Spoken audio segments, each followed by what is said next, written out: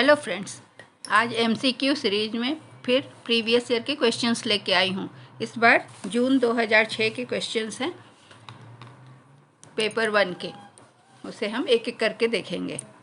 पहला क्वेश्चन है, which of the following statement is most appropriate. इसमें से कौन सा स्टेटमेंट सबसे सही है या सर्वोचित है। Teachers can teach. दूसरा है, teachers help can create in a student desire to learn. पहला है टीचर कैन टीच, टीचर पढ़ा सकता है। दूसरा है टीचर की सहायता जो है वो बच्चों में सीखने की इच्छा पैदा करता है। तीसरा है lecture method can be used for developing thinking. चौथा है टीचर्स आर बॉर्न। तो इसमें से कौन सा स्टेटमेंट मोस्ट अप्रोप्रिएट है। टीचर्स कैन टीच, तो टीचर्स तो टीच करते ही हैं। दूसरा है टीचर हेल्प करते हैं ताकि बच्चों में सीखने की क्षमता या इच्छा उत्पन्न हो। तीसरा है lecture method can be used for develop thinking. Lecture method से थिंकिंग नहीं डेवलप होता है जनरली, क्योंकि वन साइडेड होता है ना। इसमें टीचर लेक्चर देते हैं और बच्चे सुनते हैं।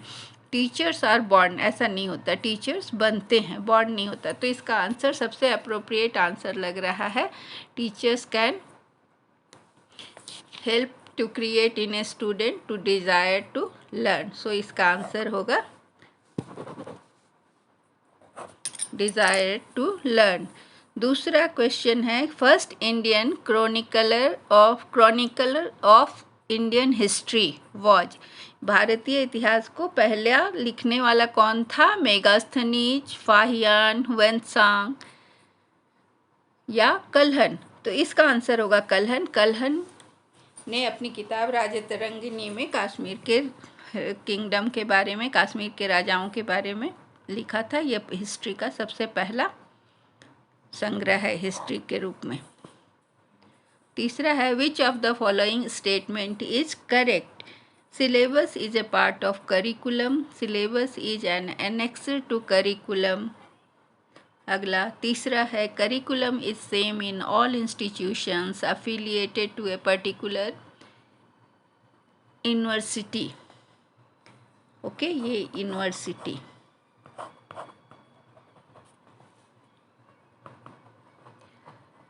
और चौथा है, syllabus is not the same in all educational institutions of a particular university.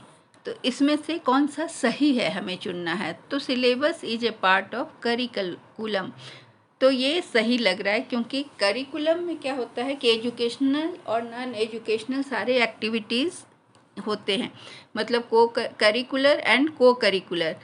और सिलेबस केवल करिकुलर पढ़ाई के हिसाब, पढ़ाई वाली चीज़ों को ही बताता है। तो सिलेबस जो है वो नैरो है, करिकुलम वाइड है, और सिलेबस जो है वो करिकुलम का ही एक हिस्सा होता है। इसलिए इसका आंसर होगा syllabus is a part of curriculum.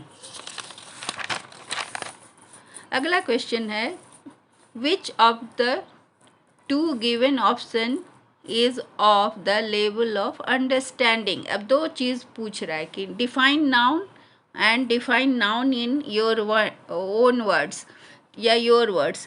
तो अब सवाल है कि पूछ रहा है कि अंडरस्टैंडिंग किससे पता चल रहा है, डिफाइन नाउन या define noun in your words. तो इसका आंसर होगा सेकंड वाला, define noun in your words. क्यों? क्योंकि इसमें हमें पूछ रहा है कि level of understanding. Define noun तो कोई भी रट के बोल सकता है, लेकिन समझकर जब बताना होगा तो नाउन इन योर वर्ड्स, अपने वर्ड्स में जब वो नाउन को डिफाइन करेगा, इसका मतलब है कि वो अंडरस्टैंडिंग के साथ डिफाइन करेगा। इसलिए इसका आंसर होगा बी, मतलब define noun in your own words. अब अगला क्वेश्चन है, which of the following options are main task of research in modern society. इसमें से कौन सा रिसर्च का मेन टास्क है मॉडर्न सोसाइटी में। तो पहला है, to keep pace with advancement in knowledge. मतलब नॉलेज में जो जो एडवांसमेंट हो रहा है उसके साथ कदम मिला के चलना, मतलब उसके साथ साथ चलना, मतलब अपडेट करते रहना। दूसरा, टू डिस्कवर न्यू थिंग्स। तीसरा, to write a critique on earlier writing.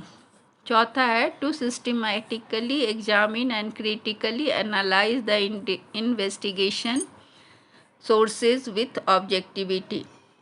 अब इसमें हम पहले अपने हिसाब से ऑप्शंस चुन लेते हैं, फिर उसको हम आंसर में देखते हैं। तो पहला हमारे हिसाब से पहला होगा to keep pace with advancement in knowledge, ये सही है, इसको लेंगे। टू डिस्कवर न्यू थिंग्स भी रिसर्च में आता है। तीसरा है कि to write a critique on the earlier writings, ये रिसर्चर का काम नहीं है कि आलोचना करे पहले की राइटिंग। रिसर्चर को सर्च करना होता है, रिसर्च करना होता है, उसे क्रिटिसाइज करने की ये नहीं होती, तो इस तीसरा नहीं होगा। चौथा है to systematically examine and critically analyse the investigation sources with objectivity, ये रिसर्च में करना पड़ता है, क्योंकि क्रिटिकल एनालिसिस और इन्वेस्टिगेशन को ऑब्जेक्टिव के साथ जब हम इन्वेस्टिगेट करते हैं और ऑब्जेक्टिविटी के साथ उसको स्टडी करते हैं तब ये हमारे काम आता है। तो ये भी हमारा रिसर्च का क्या है, मेन टास्क ऑफ रिसर्च में आता है। तो ये हमारा ऑप्शन आ रहा है फर्स्ट, सेकंड और फोर्थ। तो जिसमें फर्स्ट, सेकंड और फोर्थ होगा वही हमारा आंसर होगा। तो फर्स्ट, सेकंड, फोर्थ पहला वाला में है, इसलिए हमारा आंसर ये होगा। अगला क्वेश्चन है, what do you consider as the main aim of interdisciplinary research. Interdisciplinary research का मेन एम क्या है?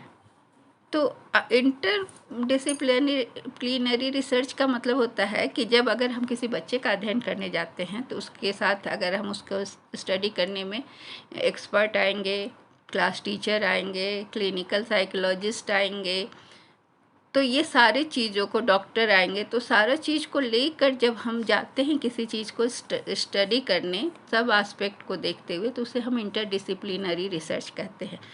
तो इसका आंसर हमें देखना है 4 ऑप्शन में। तो पहला है to bring about holistic approach to research. दूसरा है to reduce the emphasis of single subject in research domain. तीसरा ऑप्शन है to over simplify the problem of research. और चौथा है to create new trend in research methodology. तो ये question जो हमारा है इंटरडिसिप्लिनरी रिसर्च में होलिस्टिक अप्रोच लेता है, क्योंकि हम बताया ना कि सारा कुछ, डॉक्टर भी जाएगा, क्लास टीचर भी जाएगा, क्लिनिकल साइकोलॉजिस्ट भी जाएगा, काउंसलर भी जाएगा, तो ये सारे लोग जब जाएंगे तो क्या होगा, होलिस्टिक अप्रोच होगा रिसर्च करने का, हर एस्पेक्ट को हम देखेंगे। तो इसका आंसर होगा ए। अगला क्वेश्चन है, one of the aims of scientific method in research is to, one of the aims of scientific method in research is to, पहला है improve data interpretation, ठीक है। दूसरा है eliminate spurious relations। तीसरा है confirm triangulation एंड चौथा है introduce new variable, ठीक है। तो साइंटिफिक रिसर्च का जो सबसे मतलब एम, जो इम्पॉर्टेंट एम होता है वो होता है कि स्पूरियस रिलेशन को हटाना, क्योंकि हमें साइंस में स्ट्रेट रिलेशंस बताते हैं, मतलब इस तरह का रिलेशंस होता है जो कि फिक्स होता है और उसमें कोई भी शक या कुछ डिफेक्ट या डिमेरिट्स नहीं होता। तो स्पूरियस रिलेशन ही को हटाना ही साइंटिफिक रिसर्च का मेन एम होता है, इसलिए इसका आंसर होगा बी। क्वेश्चन नंबर 8 है कि the depth of any research can be judged bye, किसी भी रिसर्च का डेप्थ किससे जज करते हैं? टाइटल ऑफ रिसर्च से नहीं। टाइटल ऑफ रिसर्च से हमें नहीं पता चलता कि वो क्या रिसर्च करने जा रहा है, उस रिसर्च में कितनी गहराई है। Objectives of research, total expenditure on research, ये भी नहीं बताता है। ड्यूरेशन ऑफ रिसर्च से भी नहीं पता चलता है, बल्कि depth of research can be judged by the objective of research, कि इस रिसर्च का ऑब्जेक्टिव क्या क्या है, ये क्या रिसर्च करना के लिए जा रहा है, तो इससे पता चलता है कि ये रिसर्च का डेप्थ कितना है, ये कहाँ तक जाएगा या क्या स्टडी करेगा।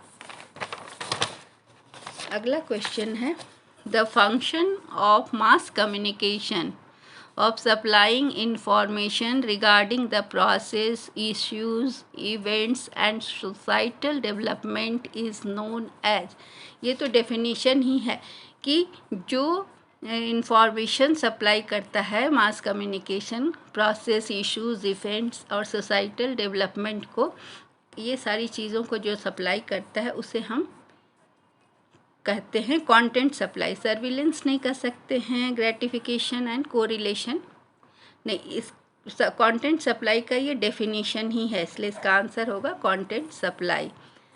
अगला क्वेश्चन है the science of study of feedback system in human, animals and machines is known as, question number 10, इसका अर्थ है is known as cybermetics, reverse communication, response selectivity study और रेस्पॉन्स एनालिसिस। तो सब ये इसका आंसर होगा साइबरमेटिक्स। साइबरमेटिक्स क्या करता है कि वो इस कम्युनिकेशन का स्टडी करता है, किसका, control system of human, animal and machines का जो अध्ययन करता है उसे हम साइबरमेटिक्स कहते हैं। तो इसका आंसर होगा साइबरमेटिक्स। यह साइंस है जो कि स्टडी करता है ह्यूमन, एनिमल्स और मशीन्स के कम्युनिकेशन और कंट्रोल सिस्टम को जो अध्ययन करता है उसे हम साइबरमेटिक्स कहते हैं। Question number 11, network media exist in interconnected, किस एनवायरनमेंट में नेटवर्क मीडिया एग्जिस्ट करता है। सोशल एनवायरनमेंट में नेट मीडिया का नहीं है। नेटवर्क मीडिया मतलब हम यहाँ पर नेटवर्क शब्द है जो, और मीडिया ये टेक्नोलॉजी से जुड़ा हुआ है, तो ये economic environment, political environment and social environment में इंटरकनेक्टेड नहीं होता, बल्कि ये टेक्नोलॉजिकल एनवायरनमेंट में इंटरकनेक्टेड होता है, इसलिए इसका आंसर होगा टेक्नोलॉजिकल एनवायरनमेंट। अगला क्वेश्चन है the combination of computing, telecommunication and media in digital atmosphere is referred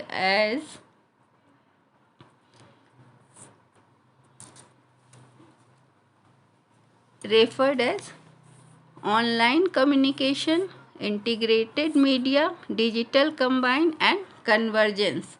तो इसका आंसर होगा डिजिटल कन्वर्जेंस, क्योंकि यह कॉन्ग्लोमरेशन किसका है, इंडस्ट्रीज का इन टेलीकम्युनिकेशन में। तो ये डिजिटल जो है ना वो कन्वर्जेंस है, कम्बिनेशन है, कन्वर्ज करता है कंप्यूटिंग, टेलीकम्युनिकेशन और मीडिया इन डिजिटल एटमॉस्फेयर में, सबको हम कन्वर्ज करते हैं। कन्वर्ज करना मतलब मिलाते हैं, तो इसका आंसर होगा कन्वर्जेंस। अगला क्वेश्चन है a dialogue between human being and computer program that occurs simultaneously in various form is described as, इसको क्या कहते हैं, एक डायलॉग ह्यूमन बीइंग और कंप्यूटर प्रोग्राम के बीच में एक साथ जो प्रोग्राम होता, डायलॉग होता है, उसको हम क्या कहते हैं, मैन मशीन स्पीक नहीं, बाइनरी चार्ट भी नहीं कहलाएगा, डिजिटल टॉक भी नहीं कहलाएगा, बल्कि इसे हम इंटरएक्टिविटी कहते हैं। इंटरएक्शन जो होता है उसे इंटरएक्टिविटी उसी से लिया गया है, जो मशीन डायलॉग के साथ ह्यूमन बीइंग और कंप्यूटर प्रोग्राम में जो डायलॉग होता है उसे इंटरएक्टिविटी कहते हैं। साइट का फुल फॉर्म क्या है, इसके ऑप्शंस हैं system for informational technology and engineering, दूसरा है satellite instructional television experiment, south Indian trade instead and अगला है state institute of technology and engineering. तो इसका फुल फॉर्म है सैटेलाइट इंस्ट्रक्शनल टेलीविज़न एक्सपेरिमेंट। ये जो है वो इसरो के साथ, इंडियन स्पेस रिसर्च ऑर्गेनाइजेशन के साथ 1975 में इसरो के द्वारा 1975 में नासा के साथ ये किया गया था इंफॉर्मेशनल प्रोग्राम को टेलीकास्ट करने के लिए रूरल एरिया में, ताकि गरीब लोगों को या poor people of rural area को एडुकेट किया जा सके। इसके लिए इसको लॉन्च किया गया था। इसलिए साइट का फुल फॉर्म है सैटेलाइट इंस्ट्रक्शनल टेलीविज़न एक्सपेरिमेंट। अगला है what is the name of research station established by Indian government for conducting research eight Antarctic. Antarctic पर रिसर्च करने के लिए जो रिसर्च स्टेशन बनाया गया भारत सरकार के द्वारा, उसका नाम क्या है? तो उसका नाम है दक्षिण गंगोत्री। ये 1981 में इसकी शुरुआत हुई थी। 30 साइंटिफिक एक्सपेडिशन हो चुके हैं और अब नया प्लान हो रहा है कि वहाँ एक और स्टेशन बनाया जाए जिसका नाम रखा जाएगा भारती। तो इसका आंसर है दक्षिण गंगोत्री। इसको प्रैक्टिस करिएगा। Thank you.